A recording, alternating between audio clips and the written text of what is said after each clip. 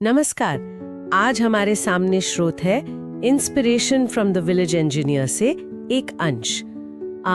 कहानी का शीर्षक है छोटे कदम बड़ी उड़ान। दिलचस्प। हाँ, ये आरव नाम के एक लड़के की कहानी है। मतलब साधन बहुत कम थे, गांव में रहता था, पर सपने बहुत बड़े थे। अच्छा, तो मतलब संघर्ष की कहानी होगी। बिल्कुल। सोचिए ना, एक छोटा सा गांव, परिवार की आर्थिक हालत ठीक नहीं, पढ़ाई का खर्चा भी मुश्किल, और इंटरनेट वगैरह वो तो था ही नहीं। ऐसे माहौल में आरव का सपना था इंजीनियर बनने का। वाह, ये अपने आप में बड़ी बात है। और कमाल की बात ये है कि आरव ने इन मुश्किलों को बहाना नहीं बनाया। सही। वो क्या करता था, पुराने अखबार ढूंढता, उनमें से विज्ञान के लेख पढ़ता। अच्छा, खुद से ही? हाँ, और टूटे फूटे खिलौने खोलकर देखता कि भाई ये चलते कैसे, इनकी बनावट कैसी है। ये वाकई सीखने लायक बात है।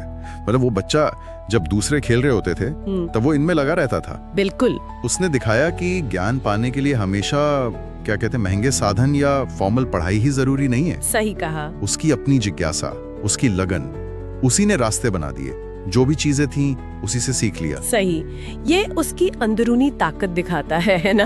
बिल्कुल बिल्कुल। साधन संपन्नता कह सकते हैं इसे।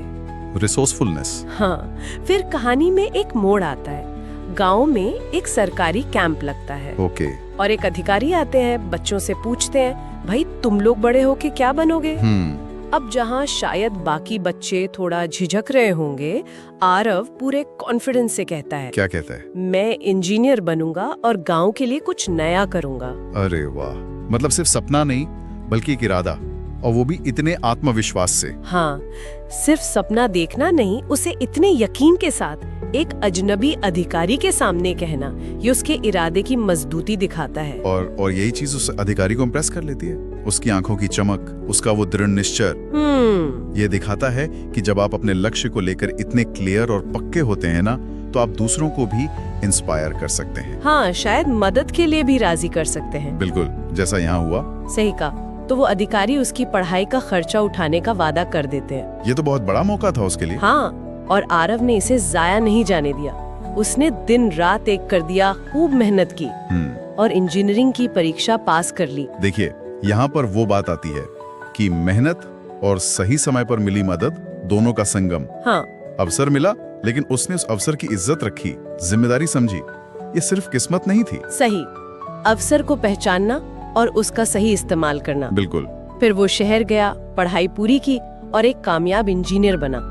कई नए इनोवेशंस भी किए उसने।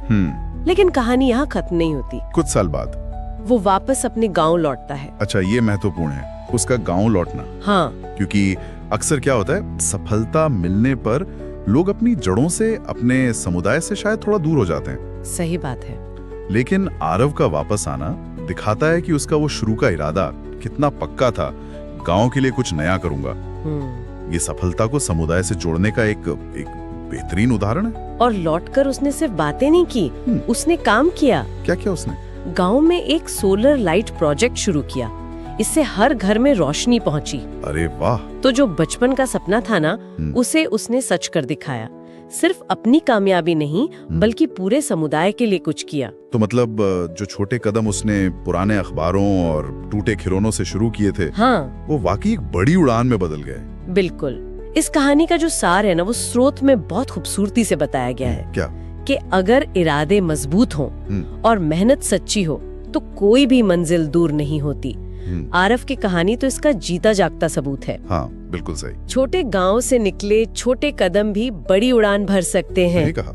अच्छा, अंत में एक विचार छोड़ जाते हैं सोचने के लिए। हाँ, बताइए। आरव की कहानी में जो साधन संपन्नता दिखी, मतलब कम चीजों में रास्ता निकालने की कला और समुदाय के प्रति वो जिम्मेदारी की भावना, उसे आज के जमाने में अलग अलग चुनौतियों के बीच कैसे अपनाया जा सकता है? अच्छा सवाल है। क्या स्थानीय स्तर पर, लोकल लेवल पर ऐसे छोटे छोटे सरल इनोवेशंस आज भी बड़े बदलाव ला सकते हैं, खासकर उन जगहों पर जहां संसाधन वाकई कम है? सोचने वाली बात है।